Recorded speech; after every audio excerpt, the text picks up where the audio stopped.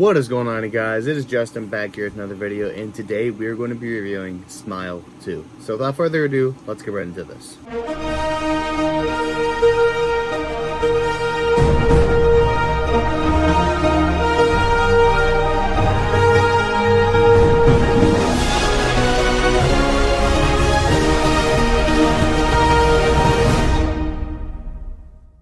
Alright, you guys, so in Smile 2, we follow singer-songwriter Sky Riley and her descent into madness while the Smile Monster is taking over her life. I'm going to give this movie a 10 out of 10. I thought it was amazing. Very, very good storyline. Very, very fun movie. And I love the practical effects in it, especially the monster at the end. The monster is one of the craziest parts. But definitely the jump scares and stuff like that too. But yeah, starting off, it continues off of the last Smile movie. We have not our main character, but one of the main characters from the last one, Kyle Gallner, who plays Joel, and he's trying to pass on the Smile curse to somebody else. So he goes to these two basically big bad guys, two criminals basically, and he knows where they live, so he's gonna kill one of the brothers in front of the other brother, pass it on that way.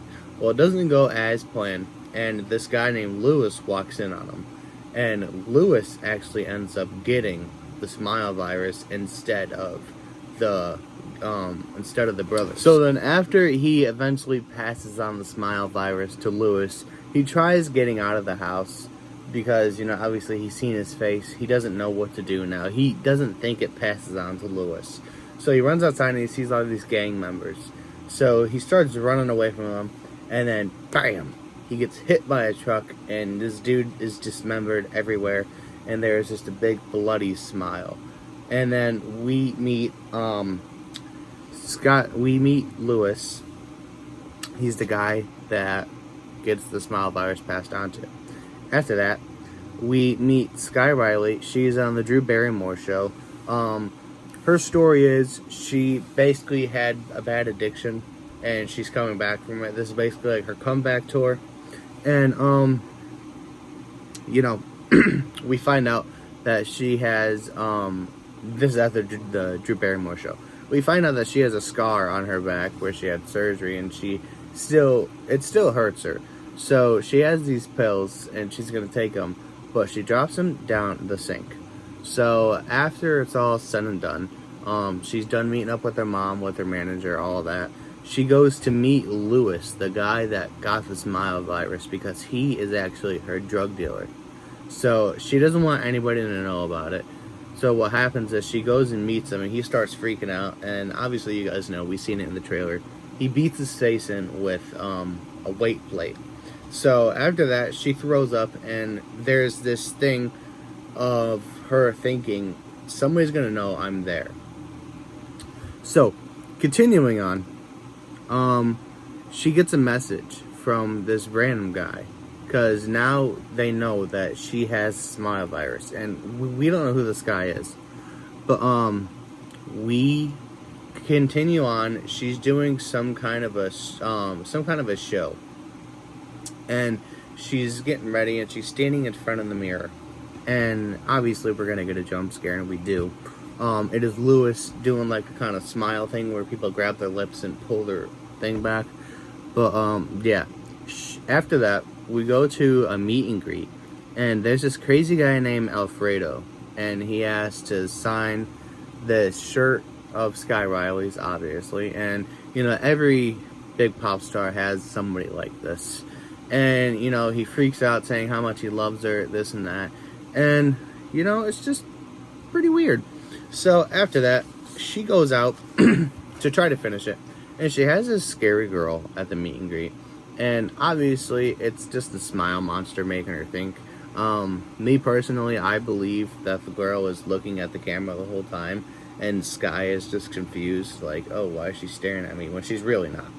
But, after that, we find out that she pulls her hair out when she gets anxious. So she will literally take a whole lock of her hair and just rip it out. And I'm like, girl, you ain't got that much hair, so just calm down with that. But she wants to call her friend Gemma because they got in a fight a while back, and her mom recommended to her, why don't you call Gemma, see if she wants to be part of the tour, this and that. So she calls Gemma, leaves a voicemail, and she calls back just like that, which is kind of weird because if you had a big fight and we seen what she wrote some pretty nasty stuff to her. She calls back just like that, basically doesn't even make her apologize. It's just like, that seems kind of weird.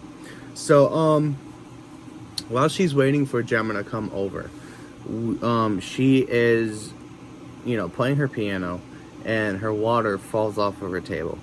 So she's going to clean it up, and she's walking through her house, and she sees this trail of clothes, and the clothes is what that guy Alfredo was wearing. And we see him butt naked, we see everything, and he's just standing there smiling at her, and then he charges at her. So she's running, then she goes, opens the door, and it's Gemma. So instantly I'm thinking maybe Gemma is a hallucination from the Smile Monster, because when she shows up, that guy's gone. So I don't know.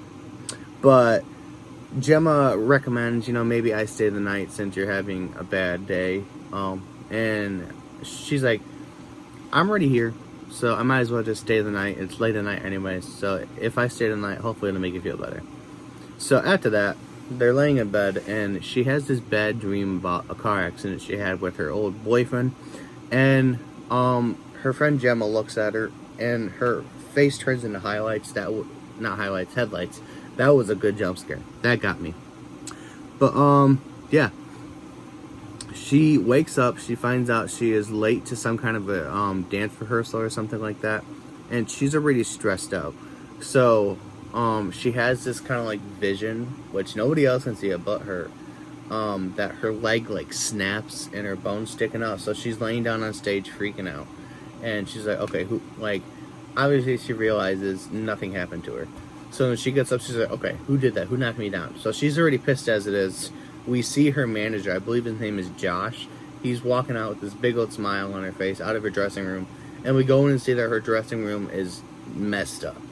So she instantly thinks that it's Josh that did it, which the mom says it wasn't him because he was with her all day. But yeah.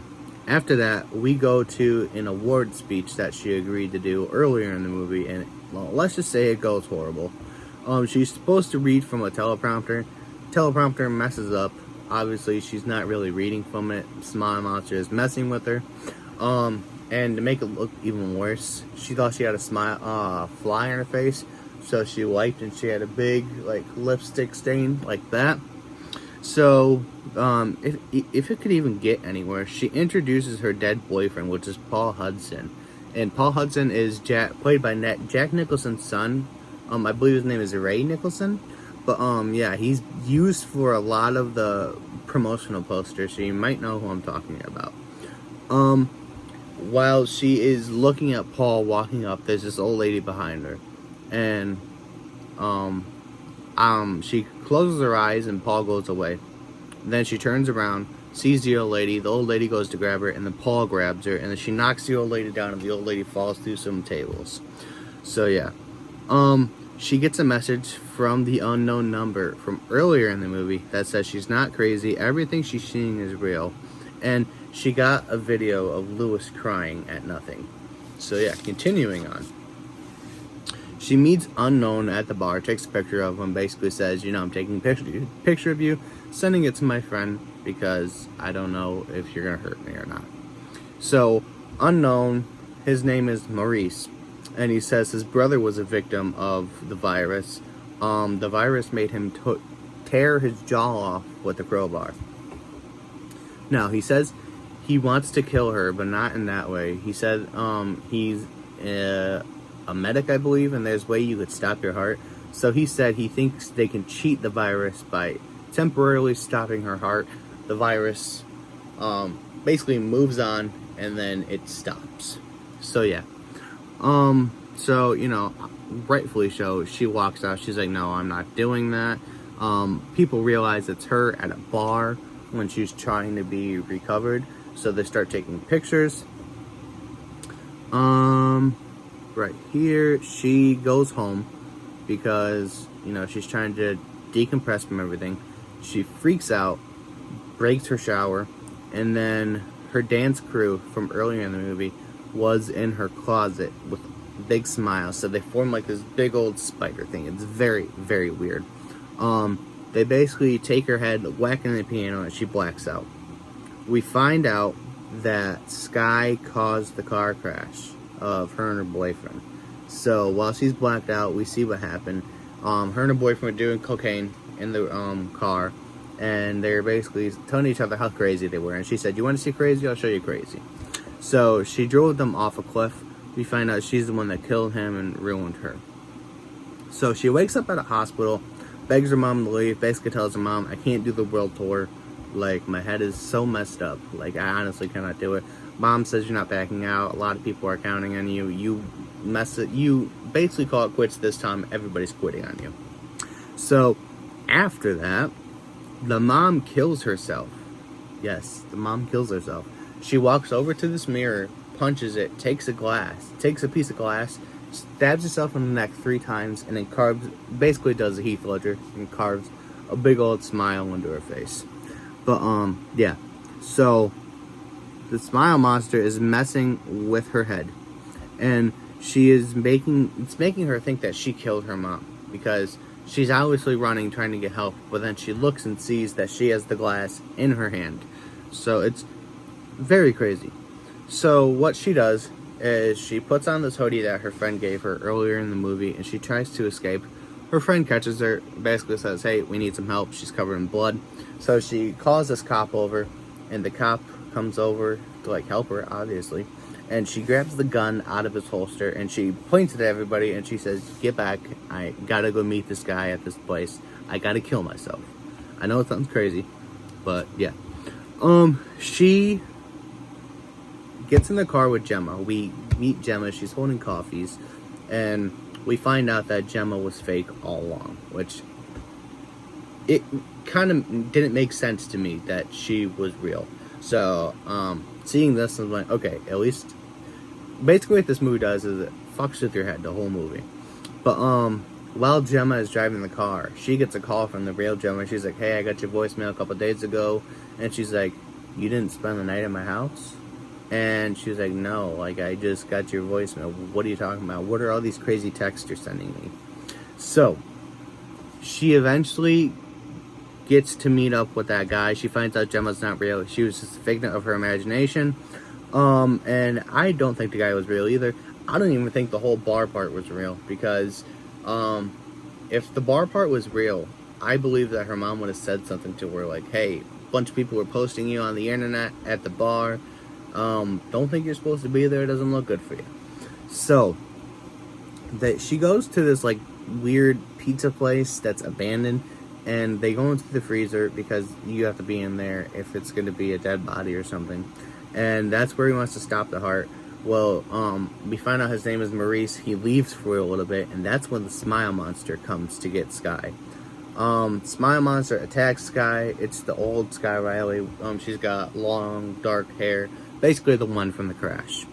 And, she traps her, and she, puts her in this pod that was used in not the beginning of the movie, but midway through the movie. And it was for her concert. So we find out that it was just a hallucination the whole time. Her mom wasn't dead. She never went to the doctors. She never drove in a car with Gemma, and she never went to go meet Maurice. So it was just a big hallucination the whole time. So, she basically wakes up. She's on stage, and she's looking around, basically terrified, because I'd be terrified too if I thought I was somewhere else and I wake up in front of a whole bunch of people. She sees another version of her in front of her, and this version, she has a scar on her stomach.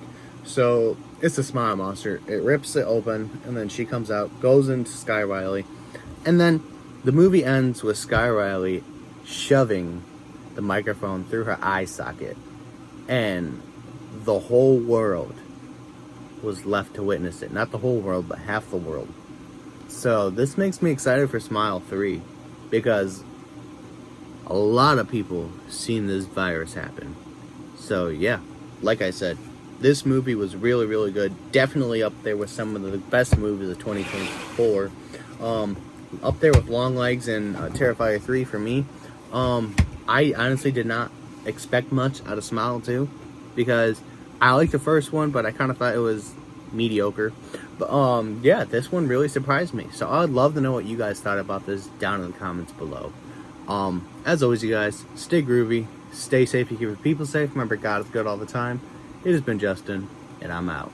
Peace.